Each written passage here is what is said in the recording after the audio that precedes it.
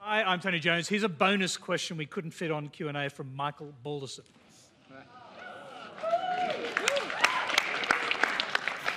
It's about to rip it up. So I come from Nimbin, where we have 9 permanent police and our main street is live on cameras to their station. Some of them love doing random roadside drug testing. It's like letting a hungry lion loose in a cage full of deer. We're the only country on earth taking away driving licences for any trace of THC, and it can stay in your body for months in a regular user like myself. So is this why we are only introducing medical cannabis to people who are virtually on their deathbeds and not driving?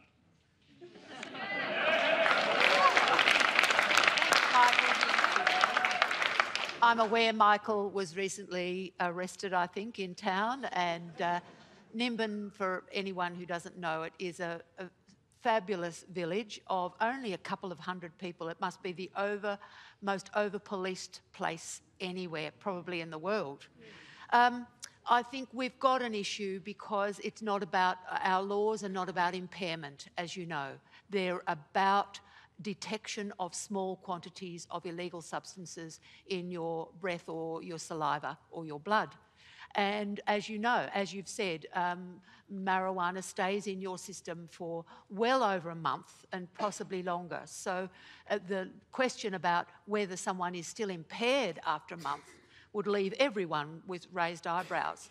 So I think you've got a very valid question, Michael, and I don't know what the solution is of that, but we do need to look at levels of impairment rather than levels of the amount of THC in someone. Can I quickly go back to Michael? It obviously hasn't impaired your ability to ask questions. But did you actually lose your licence as a result of this? I haven't had to go to court yet, but you realise the big casino $100 million thing, low THC, no one will be able to use that and drive under our current laws.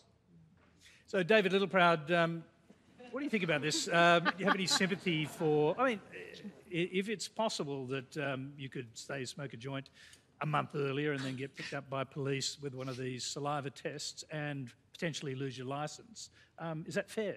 Well, look, and that's the vexing issue for state governments to work through. And I have enough grenades in my pocket to worry about, but look, it's about getting the balance right and having some common sense around how we formulate legislation and understand the practicalities of that legislation at the coalface. Matt. I would like to mirror Jenny's comments. Similar to alcohol, if you can have a beer and you're staying below a certain limit, an impairment limit, then I think that's a better way to go rather than just the trace elements. Fiona? I agree with Jenny, should be on impairment. In fact, I thought it was.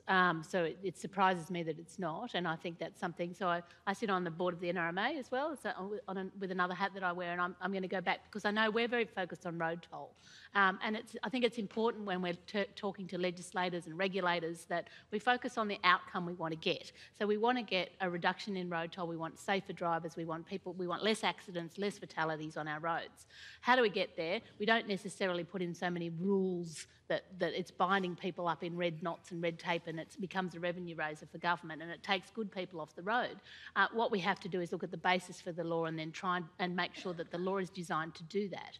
And I think we have a number of anomalies, not just that one, actually. Could we call this the Nimbin paradox? I think the Nimbin paradox, as an agriculturalist, I think it'd be good to be able to grow more weed. So I think that would be... Go Fitzgibbon. Grow any weed, not more weed, grow any weed. That one down. Fitzgibbon, I think the National Farmers Federation suggests Australia could become the next California. It explains some of their comments from time to time. But I think both our regulators and politicians have been hopelessly conservative on this issue. And I'm sorry, Dave, it's not just a state issue. I had an experience with hemp products. I went to a farm not far from here in the Tweed, where they were both growing hemp and manufacturing it into hemp products, oils, but including powders, the sort of things you put into smoothies. Now, they were exporting that all around the world, and it was legal for human ingestion in all of those countries. But they had to put a sticker on it if they sold it in Australia or New Zealand because it wasn't legal here. Now, Fazance, which is effectively a federal body, took months and months as we led a campaign against that to correct that. Lowest THC levels you could possibly imagine, but the Conservative regulators just couldn't come to terms with the idea that it was safe to ingest this thing here in Australia when the rest of the world has been doing it for a long, long time. Okay, anyone who noticed me in spasms there will realise I just had a terrible cramp in my leg, and I'm wondering if medical marijuana might help. Michael. That's all we have time for tonight. Thanks for your question, Michael.